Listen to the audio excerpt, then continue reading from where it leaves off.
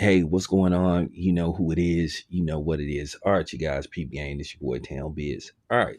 So now that Dylan Brooks and Jalen Green are headed to Phoenix, what does that mean for Bradley Beal?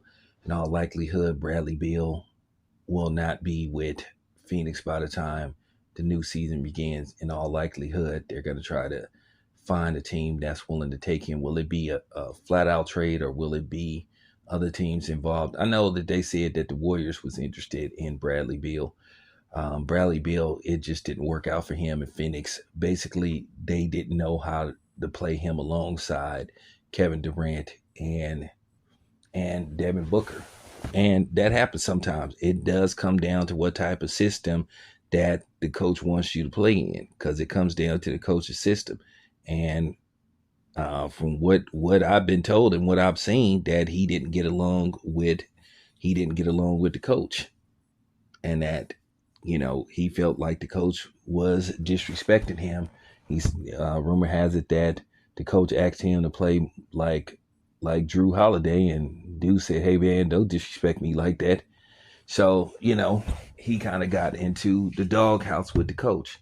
Then, not to mention, he didn't fare very well as far as points per game. I think he played 53 games. I think he averaged like 17 points a game.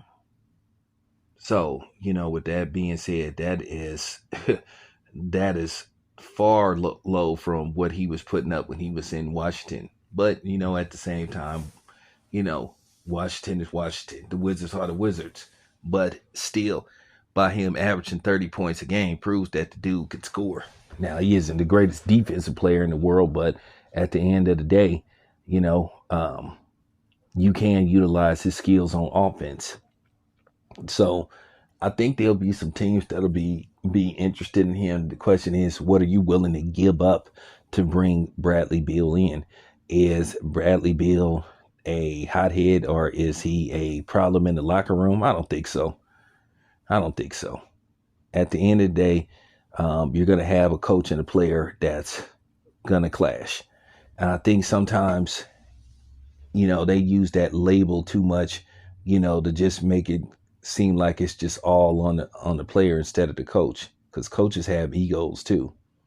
That was proven time and time again with Don Nelson, how Don Nelson would go somewhere and destroy and retweak teams even when he didn't have to.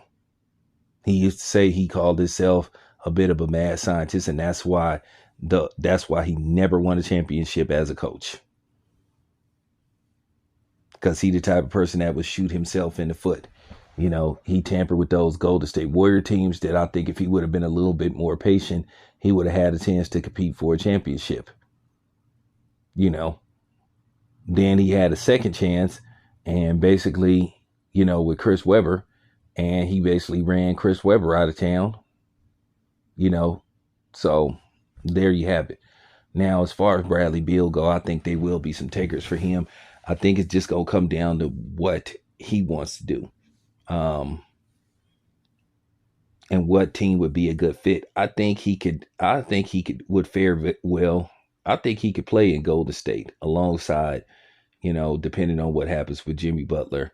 If he decides to come back, I think he'd fare well playing alongside Stephen Curry. I think he